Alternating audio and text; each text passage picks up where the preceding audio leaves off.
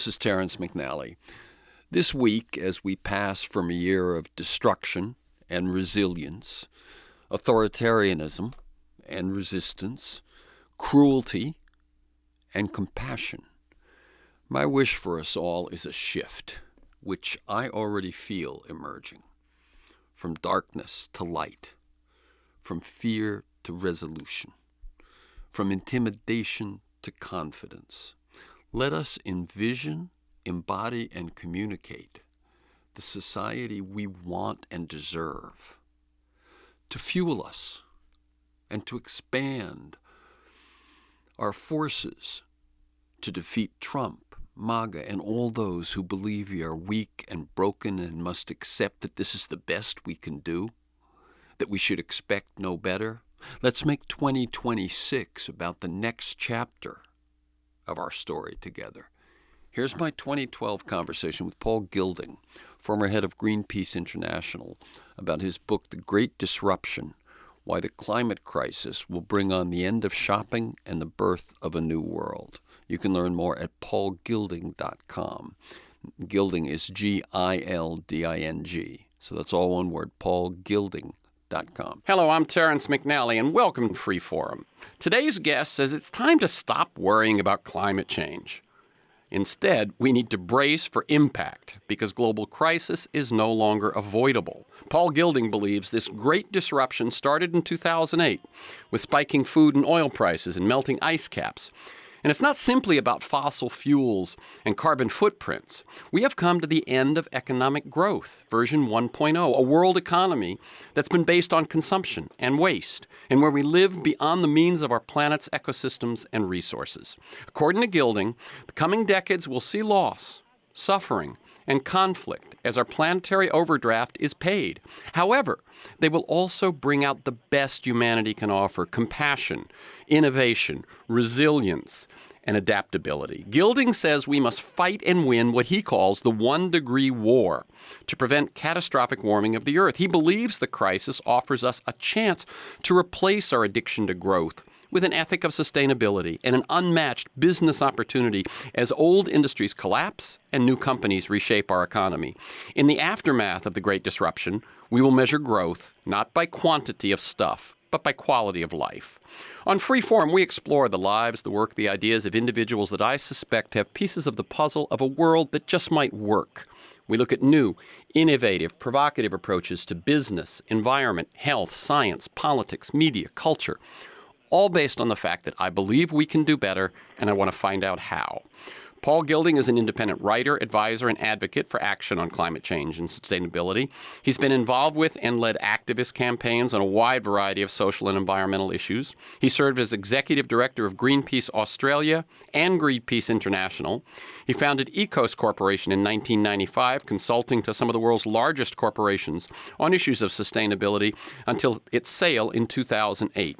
His first book is The Great Disruption: Why the Climate Crisis Will Bring on the End of Shopping and the Birth of a New World. Welcome, Paul GILDING, to Pacifica and Freeforum. G'day, Terrence. Good to be here. Okay, obviously, the Aussie. I like listeners to get a feel for the people behind the work and the ideas that we talk about. So could you briefly, I've laid it out somewhat, but could you briefly talk about your path to the work that you're doing today? And feel free to cite mentors, turning points, moments of decision, your personal story. Okay. Well, look, I started as an activist really very young at high school, age 14, 15, got involved in a variety of issues and went on from there through 15, 18 years of traditional activism on human rights, social issues, a variety of questions, starting out more on the human social side than the environmental side. And then through the kind of late 70s, early 80s, got more involved in the kind of anti-nuclear weapons, anti-nuclear war movement. And that led to a greater understanding of the environmental issues, which then led to Greenpeace and sort of very focused direct action campaigns against corporate pollution. I ended up being head of Greenpeace International. I ran the organisation worldwide out of Amsterdam. And then left there in the mid-90s, really focused on the role of markets and companies and business and how, or could we, I guess is the question, could we mobilise the power of markets as a force for good in this area? And then for the next 15 years, focusing on that question, working in the corporate sector, running two companies that I built, and really trying to see, can you kind of drive change through business from the point of view of their self-interest, and recognising that business is driven by making money and that's their kind of core metric. Is that an angle, I guess, which you could drive change in that way? And so I spent a long time doing that. And then kind of about 4 or 5 years ago, reflecting on all of that, came to the conclusion that we left it too late, that we really had done our best in the environmental and social change movements, but the reality was that the ecological and system pressures that we had sort of brought to bear on the global ecosystem were now kind of in full flight, if you like, and therefore the change was going to be unstoppable from there on. So in that kind of personal story process, I guess the critical thing for me is always being open to new ideas, looking around at people from all walks of life, so not seeing myself as kind of NGO or business or academic or whatever, but trying all those different things out and trying all the time not to get ideological or get caught up in sort of my own beliefs too much, therefore being open to persuasion, discussion, debate and confrontation myself with my ideas to make sure I was doing all I could do, the best I could do in that process. Okay, and one thing I believe you left out was you even spent some time in the military. Yeah, no, I did. In the early days, I got an interesting story. Went from being an activist on human rights and social issues and labour rights issues into the Australian military and the Australian Air Force. And then while I was in the Air Force, became involved in anti-nuclear weapons activism. And I had this very bizarre kind of period at one stage of my life where I was serving in the Australian military literally Monday to Friday, and then my weekends were spent involved in protests against visiting nuclear-armed warships from the US. So it was a very unusual step for a serving member of the Australian military. Yeah, but what it does is, though, it kind of fills out that thing, as you say, of you've played so many roles and looked at things from so many points of view that hopefully that means you're not schizophrenic. It means you've got a good take on things. I hope so, and I tried really hard to do that. It was very deliberate, and partly coming from always meeting new people, different people in different walks of life, and trying to understand where they were coming from, rather than sort of taking a predetermined view. And I see, people are good and bad. People behave well. People behave badly, but I don't see any consistent pattern about people doing that behaviour because they're in the NGO community or because they're in business or because they're in government. I just think people are people, and therefore we should try and be open to persuading people from all walks of life. And that doesn't mean all people are good. It doesn't mean we don't confront and get angry about bad behaviour. It doesn't mean we're not really focused on confronting that at various times, but it does mean we're kind of open to persuasion and listening to different points of view and making sure that we're not caught up in our own belief system too much. And the reason that's important to me is because my life is about driving change. My life is about influencing the world, and therefore I want to maximise that influence, not just feel good about my personal opinions.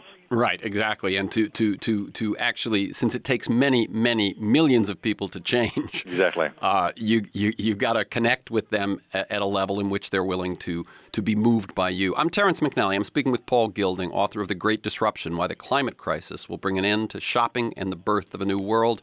You can learn more at paulgilding.com. Paul, PaulGilding, paulgilding.com. This is Freeforum. You can visit me at terencemcnally.net, TerenceMcnally, terencemcnally.net, or aworldthatjustmightwork.com. They're both the same website, and you can learn more about the show, guests, podcasts, and so on.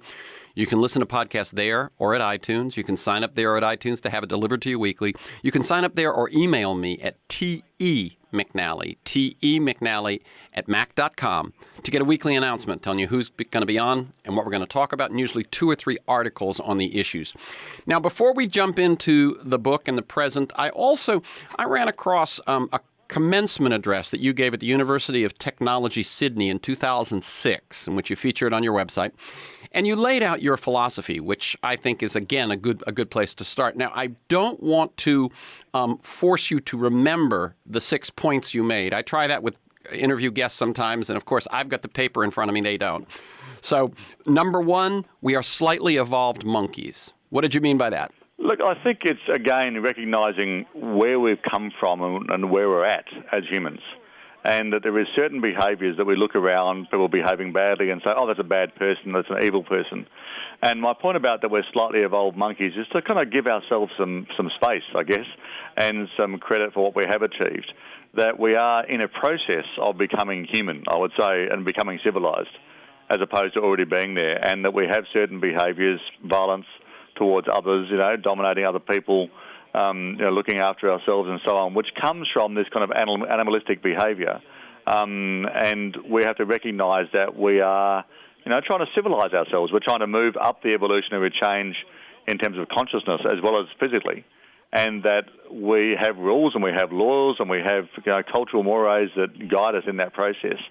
And we have to give ourselves some context, I guess, for our decisions and where we are. That's, for example, why regulation is important, because people don't always behave well and need to have their behaviour, brought to bear. That's why we make, murder by anyone other than the state illegal. It's why we have controls on a whole range of behaviours that we think are dangerous to other people. And that's a good thing, and we need to have that. Otherwise we would, too many of us do behave badly.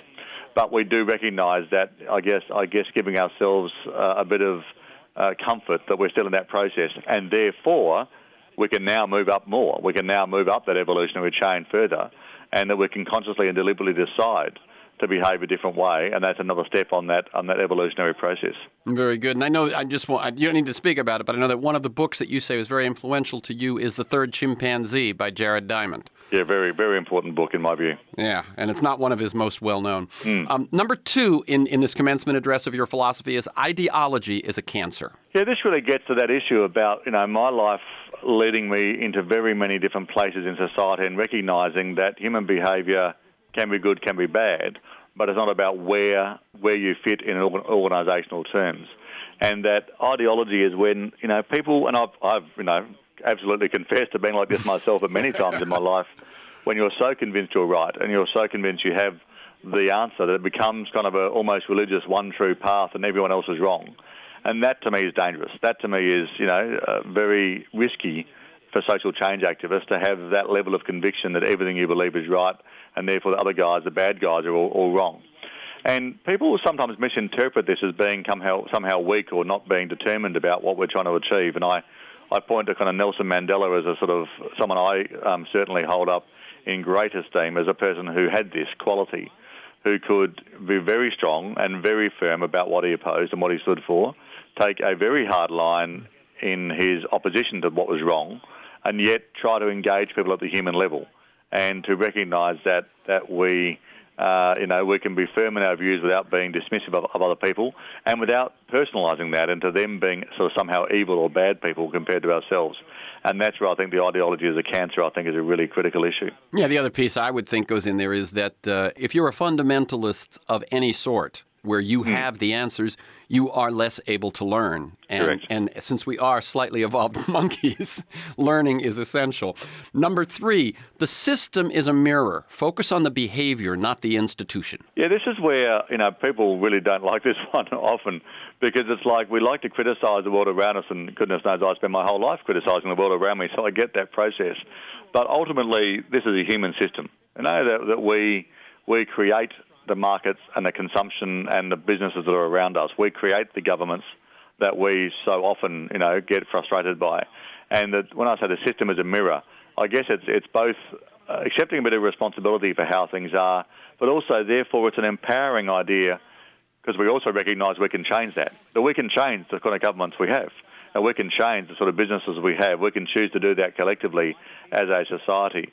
And therefore, it is not just, accepting that we are part of the problem. It's also recognising that we are all of the solution, that we can change the system from the ground up if we choose to do so. And we have that power, and therefore we shouldn't kind of be victims, if you like, of the overwhelming nature of the system. Very good. Number 4, attacking others mobilizes emotion, but also creates resistance. Yeah, this is a really hard one because I still do this, attacking others' business, and it's good because it makes you feel good, eh? I mean, if you make someone else the devil, the evil kind of person involved in the problem of the issue, then you feel better about yourself, and that's a natural human response, and we all kind of fall for that.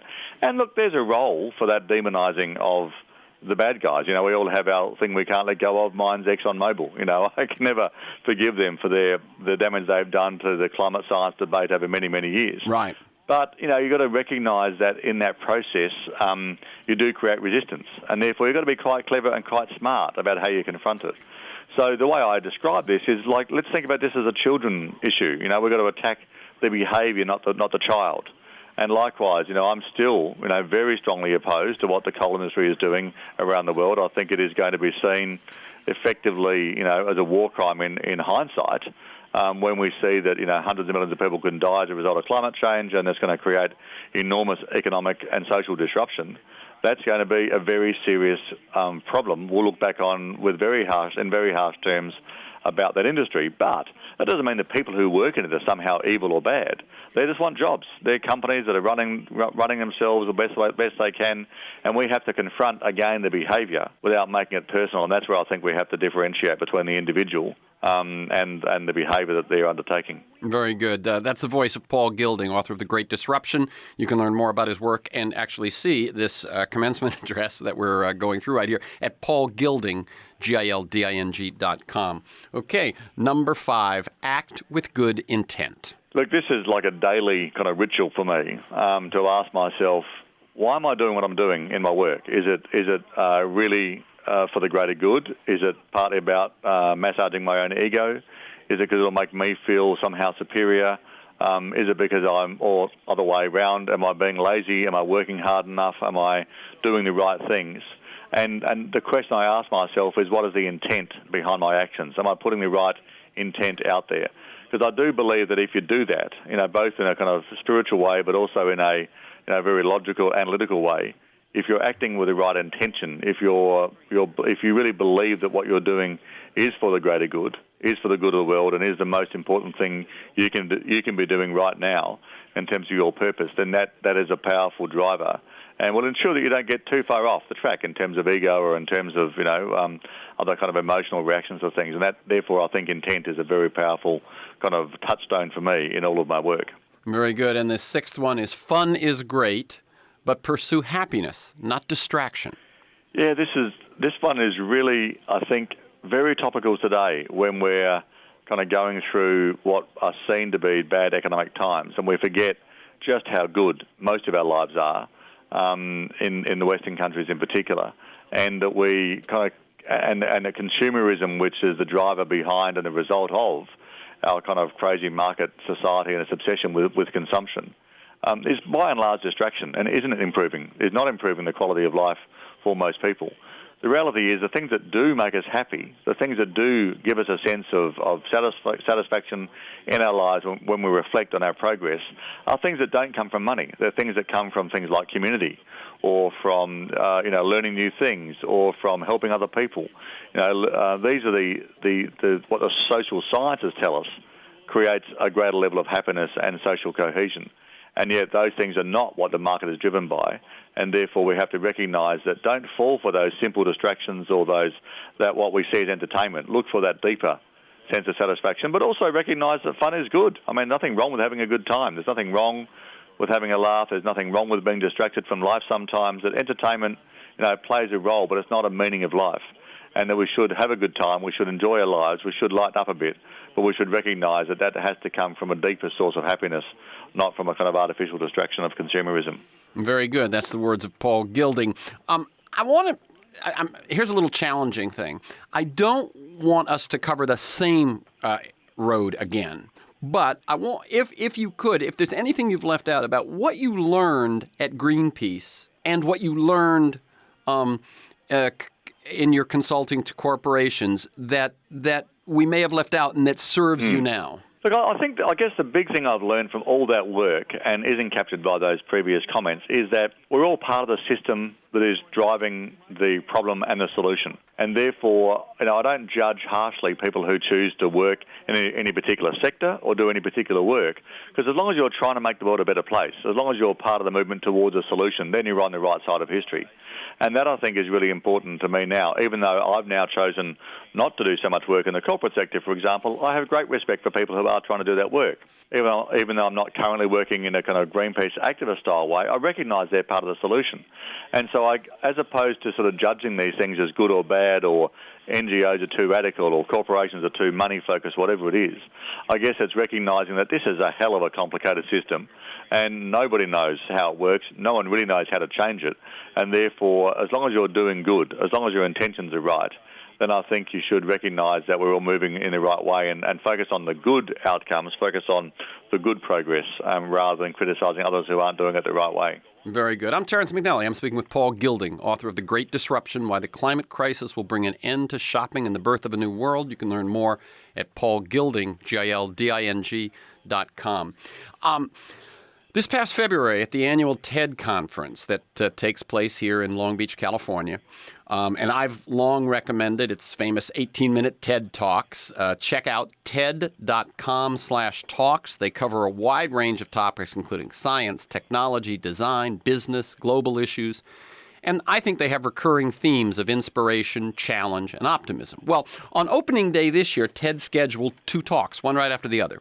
Yours, Paul Gilding, was the first, entitled The Earth is Full, and asked questions like, have we used up all our resources? Have we filled up all the livable space on Earth? And you suggested we have, with the possibility of devastating consequences. Now, you were followed by Peter Diamandis, head of the X Prize Foundation and author of Abundance, The Future is Better Than You Think. And Peter has been a guest on this show since the TED Talk, the TED conference this year. Now, it seemed to me that TED was sort of positioning you as opposing views, or at least yin and yang. And while I can see the differences between your perspectives, especially about the past or the diagnosis, but it seemed to me you both were absolutely in agreement that now is the time for huge advances. Your assessment of that day, the juxtaposition of your talks, and the audience and web response to what went on. Yeah, look, it was quite an event, because this is sort of the techno-optimist heaven, if you like. Oh, yeah. In terms of society, the people who go to the TED conference are great believers in technology and dramatic change, which I am as well, I should point out. But there is this sort of undercurrent of kind of skepticism about people who talk about the problems as though technology can fix everything. And that's really why I was brought in by the TED organisers, to confront that point of view, and I certainly did that. And it led to a great debate that carried on all week at the conference between those points of view. And in many ways, they appear to be very similar, because I'm certainly a great advocate for technology. I'm very excited about the solar industry right now, which is really taking off around the world and dramatically reducing prices and rolling out at an incredible rate of growth. But there is this sort of naivety, I think, amongst the technology community in some sectors of it that actually believe, therefore, we won't have a problem. They have this sort of underlying belief, and this is, I guess, the only place where I disagree with Peter Diamandis, who I am largely in agreement with, by the way, but This is one area we disagree, is that, I think there will be a crisis. I think there will be, major economic dislocation in this process, and then we will achieve extraordinary technology change, and then we will achieve extraordinary social change, but not until the crisis really starts to take hold. And that's where I think that what I call the techno-optimist view of the world is that, there really is no crisis, there really is no problem that technology can't fix. And that's sort of true over time, but there are consequences in the meantime. So if we have a major ecological economic crisis, for example, then people will suffer. There will be consequences. There will be refugees. There will be countries that it's very difficult to live in. There will be food crises and so on. So technology will come to the rescue in a way as part of the solution, but behaviour change, different economic models, different approaches to doing business, these are equally an important part of the equation, and therefore I kind of put technology into a basket of the solutions that we'll see, and I don't think it's going to be a smooth ride. I think it's going to be a pretty rough ride, frankly, as we move between these eras. Right. I'm going to just read one of your quotes from your TED Talk. Things will get ugly, and it will happen soon, certainly in our lifetime, but we are more than capable of getting through everything that's coming. And let me just ask you, you say we are more than capable of getting through, but aren't millions of us going to suffer and die early on the way to we coming through that? I think so, and I think the we really refers to we as the collective civilization of humanity, and that people will suffer, and not just in developing countries, by the way. I think there is going to be a lot of dislocation in Western countries. I think I always say, a bit simplistically, if the world, gets into a very difficult state, if systems break down, if services aren't provided, if we have a global food crisis, or extreme weather, where would you rather be, with the hill tribes of Thailand or the streets of New Orleans?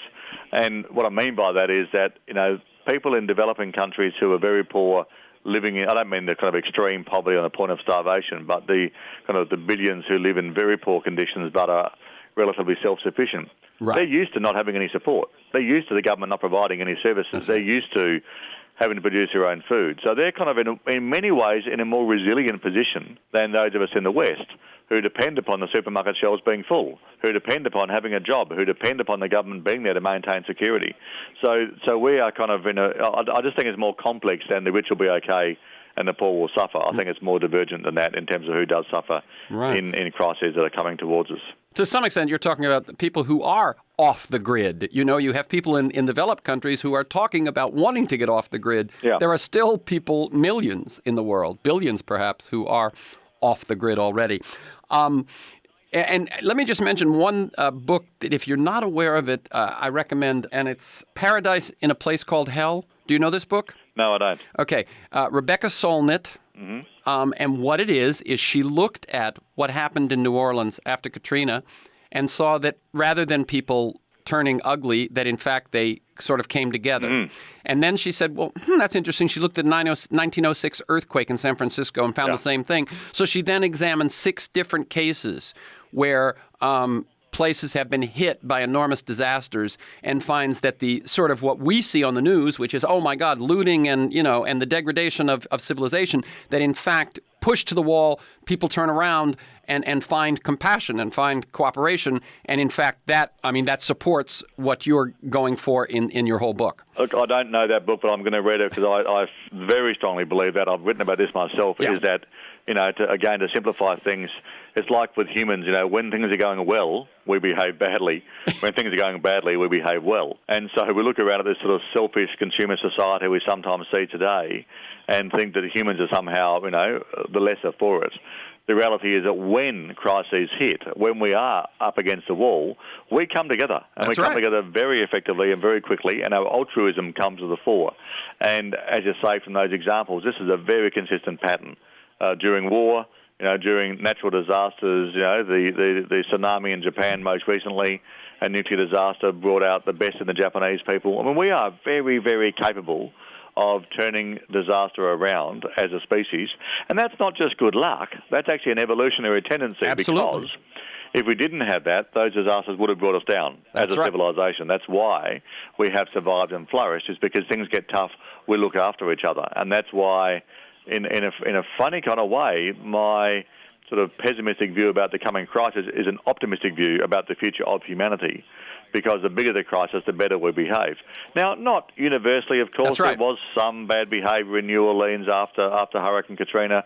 Of course, there is always some looting and people behaving very badly for a variety of reasons. But on average, we come together. On average, we come to the fore and we behave well and help each other to succeed and to survive and to flourish in that circumstance. And that's why I think the coming crisis we'll see. As I said at the end of the TED Talk, this could be our finest hour for our generation because the opportunity is going to be so great to turn things around, and that's the history of humanity, that we tend to do so in that circumstance. Absolutely.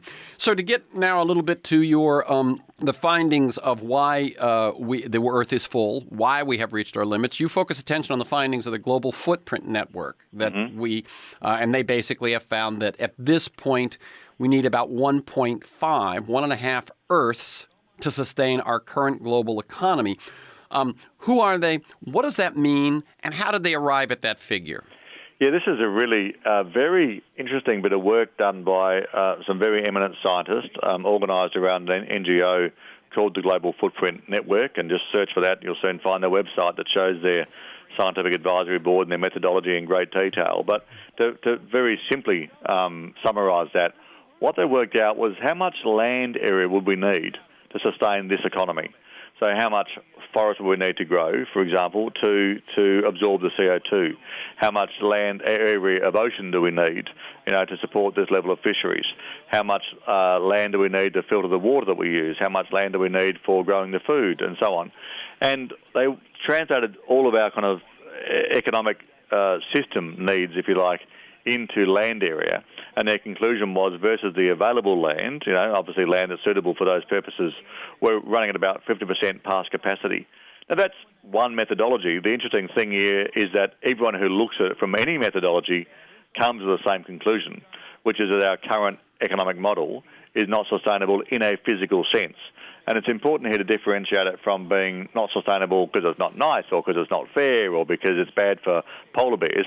Right. So what we're saying here is it's not sustainable in a physical sense of supply of resources. Now, what that means, of course, is not that it's falling apart today completely, but it means we're using up our capital. So if, for example, that land area of soil is not strong enough to sustain the current food production, it means the soil is being degraded. So the soil, well, we're still producing food. We're not running out of food yet because we're degrading aquifers, we're depleting water supply, we're depleting the quality of our soil and so on, and we're polluting the air with CO2 and other gases. So the essence of the problem here is that whether it's the Millennium Ecosystem Assessment, whether it's the Stockholm Resilience Centre's work on planetary boundaries, whether it's the Nicholas Stern report on climate change, whether it's the Global Footprint Network, everybody who looks at the whole global system comes to the same conclusion that we're not behaving sustainably. And that's what the underlying position we're in today is, that we're using up resources faster than the Earth can provide them to sustain this economy. Right. And I'd recommend two others, which is World Watch and Lester Brown's organization, Earth Policy Institute. Yep. Both of those, wonderful, wonderful material on this issue. And let me just add, you point out that it's not just that we have to figure out how to deal with using 150% of Earth's capacity, but that between population growth and economic growth, that is, billions rising out of dire poverty, that we're aiming to multiply that number, already 1.5 times what the Earth can supply. We're aiming to multiply that, given our current trajectory, by 2, 4, or 6 times. Correct, and this is where the sort of maths becomes, unarguable in my view. That you can argue that we can maintain for a while using up more resources that we can provide because technology will make that easier and so on over time. But the simple maths of 3.5% growth per year, which is what the forecast is generally into the long term globally, 3.5% growth, remembering that China is growing at 8 or 9%, that means that we go from an economy this size to an economy 4 times this size by 2050. Right? So if you start off at 1.5 times, even allowing for improvements in efficiency and renewable energy and a whole range of ways that we can improve our economy in terms of resource consumption, we're looking at needing 3 Earths or 4 Earths by the time we get to 2050. And my point is not that that's unpleasant, not that it's bad for biodiversity, which it certainly is. My point is it's not possible, that there won't be enough resources for the economy to grow that much, and therefore the economy won't grow that much. And that is actually a very big social crisis, because our economic system depends upon that growth to sustain employment, to sustain social stability and so on. And that's why we have to recognise we have not just an environmental problem, we have a fundamental human problem here, that our society is inherently unstable in this context. Very good. I'm Terence McNally. I'm speaking with Paul Gilding, author of The Great Disruption, Why the Climate Crisis Will Bring on the End of Shopping and the Birth of a New World. And you can learn more at paulgilding, GILDING.com. This is Freeforum, and you can visit me at terencemcnally.net or aworldthatjustmightwork.com. They're both the same website, and you can find podcasts of this and other shows there and at iTunes. Hello, this is Terence McNally. You're listening to my 2012 conversation with Paul Gilding, former head of Greenpeace International, about his book, The Great Disruption, Why the Climate Crisis Will Bring on the End of Shopping and the Birth of a New World. And you can learn more at paulgilding.com. Gilding is GILDING, paulgilding, all one word, .com. Let me pick up on one thing. You, in your subtitle, Why the Climate Crisis Will Bring on the End of Shopping and the Birth of a New World, and yet I see over and over again that what you're really talking about is not just the climate crisis, but it's the entire system. It's an integrated system that is falling apart. And here's my question. 1, why did you choose that? But 2, doesn't it seem that there are some people who might not react as much to climate change because it's just nothing that's real to them? But if you told them, look, the system is breaking down, oil prices have shot through the roof, food prices have led to uprisings in countries and so on, the Eurozone, which was looking like the best thing going, is in grave danger, et cetera, that more people might be reached by this notion that the system is broken down than that it's climate change. Your thoughts? Yeah, exactly. And that's why, go back to that great political slogan, it's the economy, stupid. People respond to the economy. People respond when their personal economic situation either looks bad or is looking at risk. And we're very focused on that personal impact, the hip pocket. The way we respond when the economy goes bad is we throw out governments, we change the approach and so on. So the essence of my message is that, don't worry about climate change. What I mean by that is, not that it's not a problem, but that it's the economic impact of the system breaking down, which is what will get our attention. And the good news in that is that we'll get our attention and we'll change, but the bad news in that is it is going to hit us economically before we respond. And that's why issues like food supply, you refer to Lester Brown's excellent work at the Earth Policy Institute, the food supply is under threat. The water supply is under threat in many countries. The food supply and the water supply problems means that we're having social problems like Chinese companies and government instrumentalities moving into other countries buying up farmland. This sort of economic stress on the system is what is going to come home to roost soon in terms of its impact. And, the crisis in Europe, the US debt crisis and so on, these things are all part of the same system problem, that we are so desperate for more growth. We are so desperate to get the economy moving further ahead in terms of its consumption of resources that we borrow from the future to get it to happen today. And there's some great work done by Richard Heinberg, who wrote a very important book recently called The End of Growth, who talked about the fact that, the reality is the economic growth we're getting today in most Western countries is actually not real growth. It's actually debt that government has borrowed from our children and is spending today to keep economies growing, which is not really growth. That's not really kind of progress. That just means we're borrowing from the future financially as well as ecologically as well as resources, and that's why it is a system problem, and that's why it will get our attention in that way, but not until we try everything we can to get the old system to work harder. Very good. Heinberg has also been a guest in the show numerous times, and folks, if you want to find a Richard Heinberg podcast on The End of Growth, go to the website. If you want to find Mathis Wackernagel and the Ecological Footprint Network, that's also back there. One thing that I find provocative is you compare our response to climate change to our response to Hitler. A highly provocative comparison, I know, because I've mentioned it to friends who react rather strongly. Explain why you think that's a fair comparison. Look, I think there are very few other examples in history where we have genuinely felt sort of existentially threatened, that we really believe that everything we stood for was under threat. And Hitler was one of those. So, from a social perspective, from the point of view of freedom, the point of view of basic morality and ethics, everything Hitler stood for confronted the very essence of our beliefs.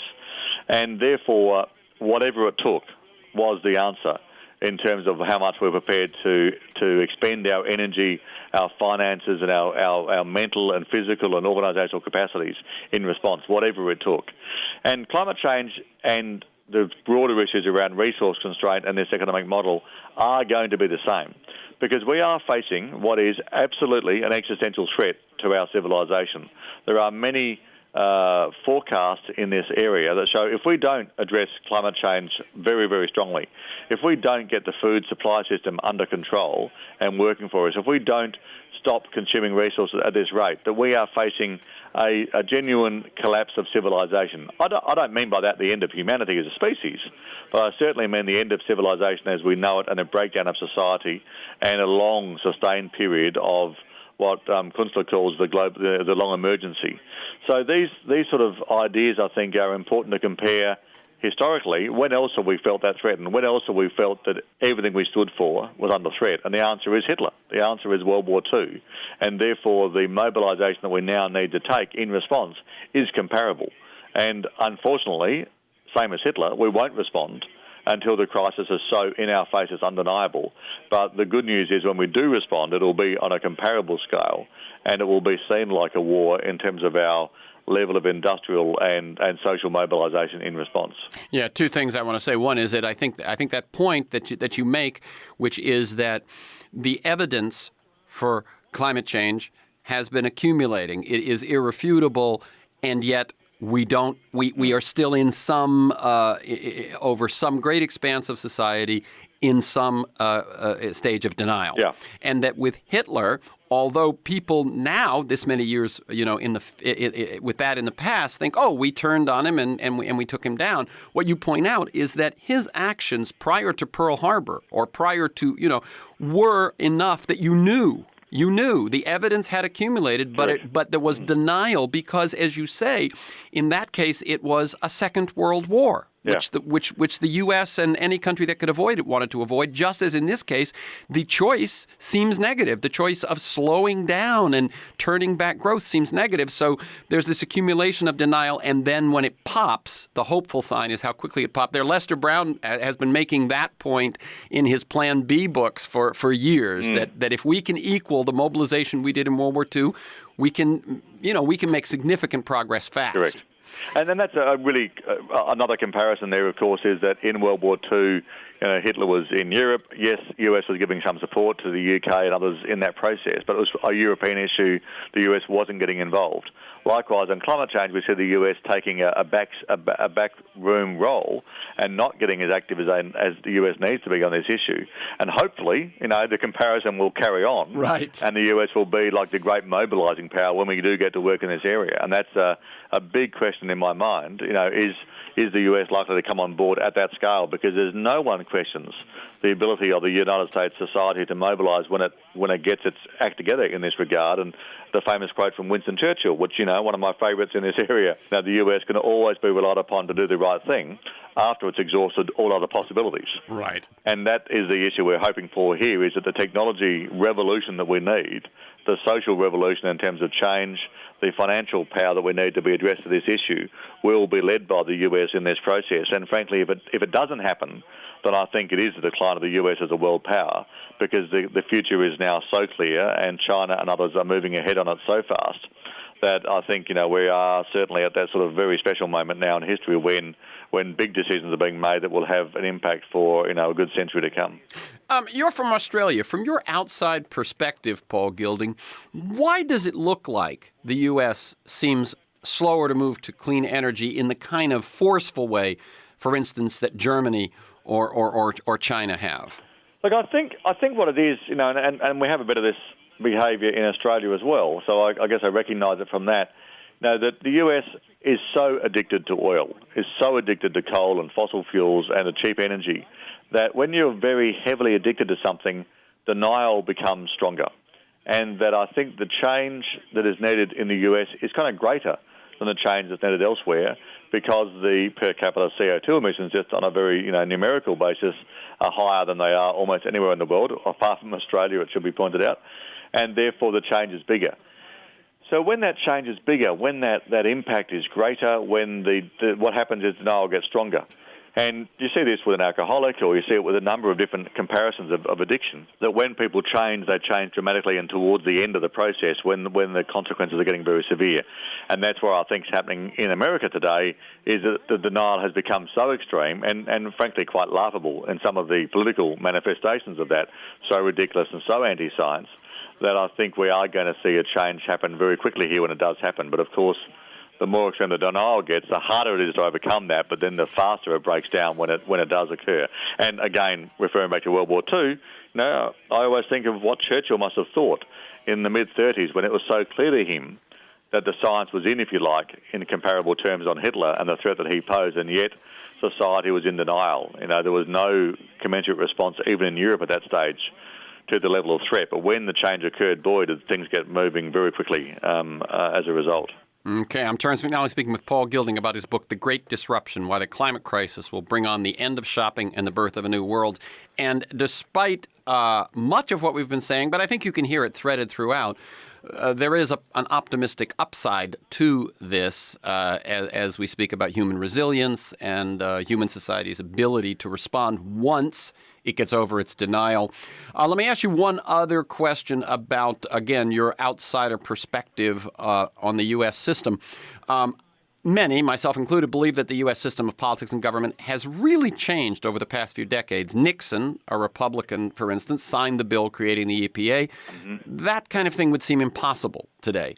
From your outsider perspective, what does it look like has happened, and how much tougher does that make our challenge? Look, I think what's basically happened, and the central issue in the US is actually inequality. Is inequality in terms of political power, in terms of financial benefit and so on.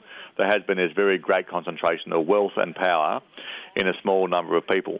And that's not inherently, structurally imposed by democracy. It's just the way it's turned out in terms of the development of this society. There was a kind of greater sense of responsibility to the greater good, I guess. We had many great Republicans in history in the US who took actions, as you referred to with Nixon, the Clean Air Act and so on, who did the right thing because it was the right thing to do, even though some people suffered consequences, whereas now that sort of behaviour is not as strong. And, I've many friends who are Republicans who sort of lament that change. Mm-hmm. So it's not a Republican versus Democrat issue. It's actually a cultural issue, I think, inside the society and inside the Republican Party to some extent, which has driven that process. But it is eminently changeable. And the point here is that politics is, as Al Gore says, a renewable resource, and that we can see politics change very fast. And we saw, with the Occupy Wall Street movement, which I thought was one of the most interesting things to happen in the US for a very long time, that, we do see the politics change. We do see the attitudes of the public change, and that can change very rapidly, as a bunch of leaders in the Middle East have learned recently, as they've been toppled from office by social movements that have come up apparently from nowhere, but have apparently been building for a long time underneath. And we saw that with the fall of the Berlin Wall. And we do see change happen at a political level rapidly in many parts of the world, and I think we'll see it change here in the US as well. And I think that's where I have a lot of hope that the US still has an opportunity to lead change in this area and do so quite dramatically. And even though we don't see those signals today, I do think that this is a country that went from George Bush to Barack Obama. I mean, the capacity for change is quite extraordinary. And yes, many have been disappointed with how much Barack Obama hasn't achieved compared to the hope, but the capacity of the people to demand change, I think, is as strong as it ever was, and you have to have the right sort of constellation of forces to be happening at the right time, and I think that will occur. Okay, yeah. My next question was going to be about Occupy and the 99% movement. I'm just going to read one quote in something you wrote. You said, Occupy Wall Street is simply the kid in the fairy tale saying what everyone knows but has until now been afraid to say. The emperor has no clothes. We have system failure. Let me ask you, the hopeful part is based on, first, you do, and here, if you can deal with this briefly, you deal sort of with the social psychology of this. That is, how society will transform through denial, anger, finally to acceptance, and to this turnabout once the acceptance of the reality is there. Do you want to speak at all about that? Look, I do, because I think we kind of get caught up in, as we have in this conversation, with the fascination with, correctly in my view, with the size of the crisis and the complexity of the problem and the fact that we have system failure. But that can be kind of paralysing if we don't immediately move on, as we are right now, to the fact that humans are very good in a crisis. As we discussed earlier, when things go bad, we go well. And that kind of human attribute, I think, comes to the fore. And we have seen in many situations, both at a personal level, at a company level, at a family level, at a societal level, at a global level, when we get focused, we achieve extraordinary things very quickly. And in technology, in human behaviour change, World War II again, many good examples of that, numerous natural disasters, fires and floods. We just do things that are kind of beyond our comprehension, and we do them very easily. And that's how I think it will be in this case. And it's not like just a hopeful thinking or wish it was that way. I think it's rooted in this historical evidence of how humans behave and how societies behave. And that's why I am fundamentally very optimistic that once the crisis is understood and accepted, once we recognise we do face this sort of existential threat to our civilisation and our society, we will achieve extraordinary things and will certainly solve the problem. And we'll address the causes, and we'll do that with amazing capacity and incredible creativity. And we'll look back on it and wonder, of course, why we didn't do it earlier, but nevertheless we'll still be able to do it, and therefore we will come out of this in better shape as a society, nevertheless, with the consequences of damage on the way through, but we will get there, I think, as a result. Right. Well, I'm going to read another quote here. Hope is a stance. It's a belief system I choose to work within because it's more effective. It makes me feel better. And most importantly, Mahatma Gandhi And Nelson Mandela did not win their particular movements by advocating despair. You say that the most important issue we actually face is how we respond to the disruption when the denial breaks. Do we respond with despair or with hope? Hope for what? Someone asked me that last night. Yeah, no, good question. And it's hope for the sort of capacity of humans to respond as much as we need to achieve the objective.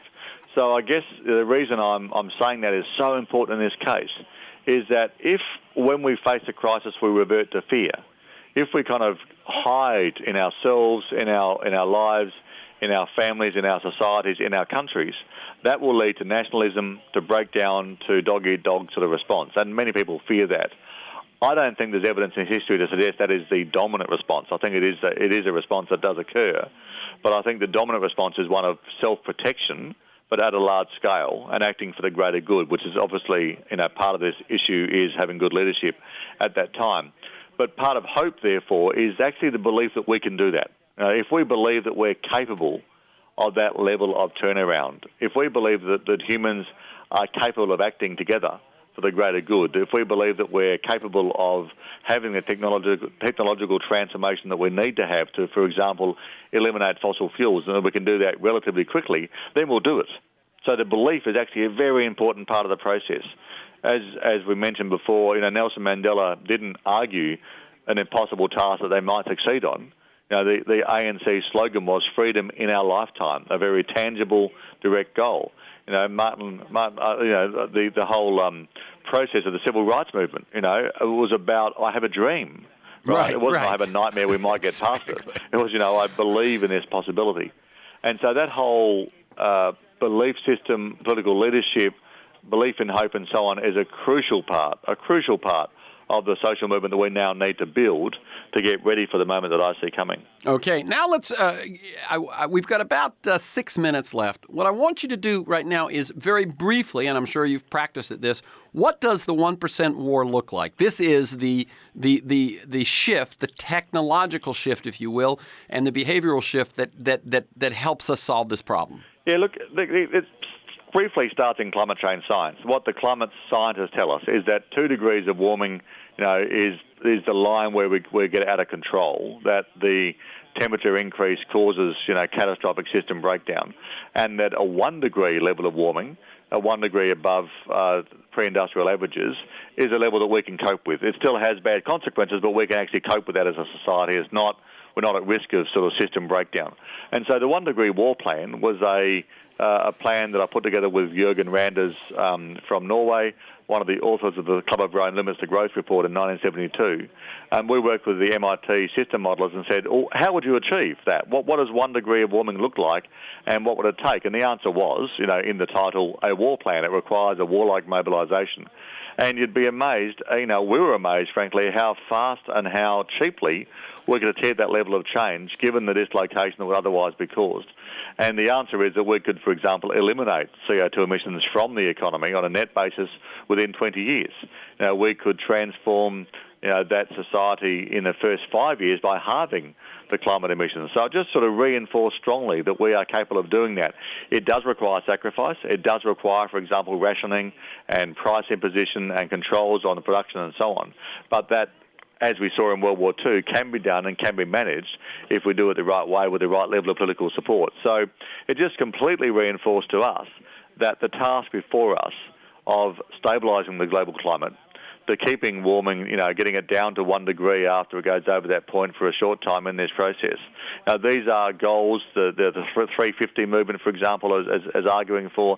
These are goals that are achievable, that do not require any new technology, do not require any new breakthroughs in anything apart from our thinking, frankly, and that we can then achieve these goals, and we can do that in sufficient time to stabilise society and therefore to have a healthy future for our civilization. And so if you want to see, because we've glossed over a bit the actual what that's going to take, it is in the book, The Great Disruption. It's the steps, it's stage 1, stage 2, stage 3, it's how it can be done and how it actually looks and that it is practical. Finally, I'm giving you again about another 3 minutes. The second part of the subtitle, which is A Better World, you seem to hinge that on, one, that there's going to be an enormous opportunity for innovation, and that more stuff actually does not make us happier. And so a shift to happiness based not on more stuff, but on a quality of life is a real goal for all of us. Can you speak a bit about the positive sides of this? Really, really important research in recent years showing that societies with greater inequality are actually unhappier societies and have bad social outcomes that actually make them not good places to live, even for the richest sort of people in that society. Yes, which is, I think, very important. Yeah, let me just cut in. The Spirit Level by Wilkinson and Pickett is the book that really lays that out. Really clearly. And what that says is that we're all worse off if we're not equal. I don't mean equal as in literally equal, but if we're too unequal, if we're too extreme, then we all suffer. And likewise with consumerism, that once you get to a certain point of your basic needs being met, that more stuff doesn't make us happier. I don't say that as a philosophy. I say that as a measurement, that what the social scientists are saying is that once you get your basic needs met, you work harder, you get more money, you have more money in the bank, you buy more stuff, you have a bigger house, your average quality of life in our society does not improve any further. And therefore the system that we're seeing breaking down isn't working for us anyway. So the simple steps we need to take, we need to make our societies more equal, we need to have greater opportunity for the poorer, right? And we need to have the rich recognise that more money doesn't actually improve their lives. And therefore we need to do that. We need to recognise that less consumption, spending more time on community, more time on helping each other, more time on learning, more time on being involved in our society and our community. These are the issues that actually make us have a better quality of life, make us have safer lives, have more secure lives, and have better lives. And that's therefore the kind of only solution we have to where we need to go in our society actually makes us better off. And that's why I'd argue that the crisis that's coming will lead to a better world than the one we have today. And I'm just going to follow up on that. You mentioned Schumpeter and the idea of creative destruction, and that creative destruction is usually thought of that there's economic destruction or a corporation goes down because it's the old guard, not the new guard. But I think what's implicit in what you're saying is that creative destruction applies to society as well, Correct. and that this model that we have lived under, it will be destroyed and there will be pain, but that the shift is actually to where we can go as a species. And I would add to that, like it's to think of it in terms of it's a higher evolution. That's right. Of consciousness as well. That we recognise that where we're going in this place is a continual part, as we have had since we were monkeys, right, to evolve to a better, more civilised, a nicer place to live for humans is the path that we're still on. And that's why I think we should recognise this is not just defending something, we're actually building something here in this process. That's right. Okay, again, the book is The Great Disruption, Why the Climate Crisis Will Bring on the End of Shopping and the Birth of a New World. You can learn more at paulgilding, GILDING.com. You can listen to this week's conversation and many others anytime during the week by linking to the podcast. You can sign up to have it delivered to you weekly. You can do both of those things at my site, terencemcnally.net, or aworldthatjustmightwork.com. They're the same website, or at iTunes. You can also sign up at my site or by emailing me at temcnally, M-C-N-A-L-L-Y, temcnally@mac.com to get a weekly announcement telling you who's going to be on, what we're going to talk about, and 3 articles on the issues. Thanks to GMI engineers Stan Mizrahi and Mark Maxwell in production, Matt Perez in traffic, and you, my listeners. I really look forward to being with you again next week and to continuing this look toward a world that just might work. Finally, thank you to Paul Gilding, and keep up the good work. Thank you. For this conversation and many other interviews and articles to join me in pursuit of a world that just might work, go to terencemcnally.net, TERENCEMCNALLY, all one word, terencemcnally.net, or aworldthatjustmightwork.com. They're the same website. If you want to receive my weekly email announcement telling you who's going to be on, what we're going to talk about, and usually 10 articles that'll flesh out the conversation, email me at temcnally@mac.com, TEMCNALLY@mac.com. You can also subscribe and listen to the Freeform podcast on most of those podcast sites and at my site. You can find years of podcasts at those sites and mine. Listen anytime, anywhere. Michael Lewis, Naomi Klein, Bill McKibben, Van Jones, Connie Rice, Greg Boyle, George Packer. You can also follow me on Twitter at McNally Terrence. Thanks to Kiana Williams in production, George Vasilopoulos of Progressive Voices, and most of all to you, my listeners. Please share this podcast widely.